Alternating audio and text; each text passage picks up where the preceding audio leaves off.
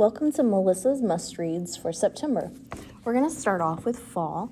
We have two titles. Fall is Not Easy by Marty Kelly. It's a simple rhyme scheme on the changing of seasons with a focus on fall.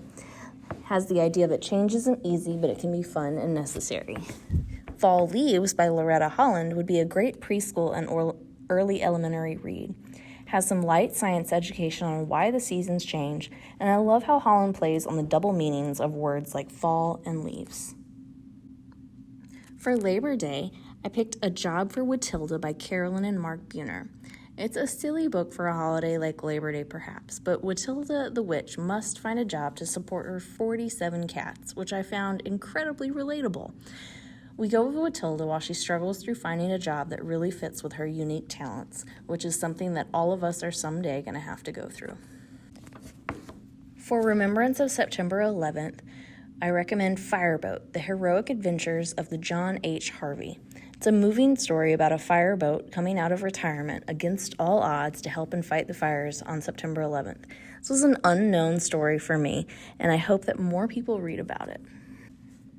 We can't forget to celebrate Grandparents' Day in September, so I have two titles. First is Grandma's Purse by Vanessa Brantley Newton.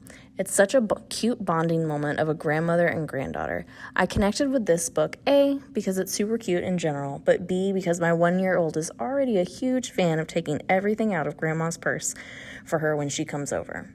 Our second one is Hey Grand Dude by the Paul McCartney. It's a great story of adventure and with Grand Dude and his 4 grandchildren. Book 1 in an expected series. Rox's Secret Code is a great book for National Coding Week. It introduces the idea of what coding is, it has a diverse cast, relatable and fun plot, and it has a coordinating app to create your own robot like Rox for Coding Week. Hispanic Heritage Month runs from September 15th to October 15th. We have two titles, Mango Abuela and Me by Meg Medina. It works well for both Hispanic Heritage Month and Grandparents' Day. Abuela comes to live in the U.S. with her granddaughter, and they teach each other their languages, along with their new friend Mango. Bravo! Poems about amazing Hispanics. It's a nonfiction collection of poetry about many different Hispanics through history. For Constitution Day, a great option is We the Kids by David Catrow. It's the preamble of the Constitution with a modern artistic interpretations to give context for children. There are hundreds of options for Talk Like a Pirate Day. Most of them are silly and fun, but I thought maybe I would recommend a nonfiction. It's Pirate Queen, a story of Zhang Yi Sao by Helene Becker. It's an easy-to-read biography of one of the most powerful yet lesser-known pirates in history.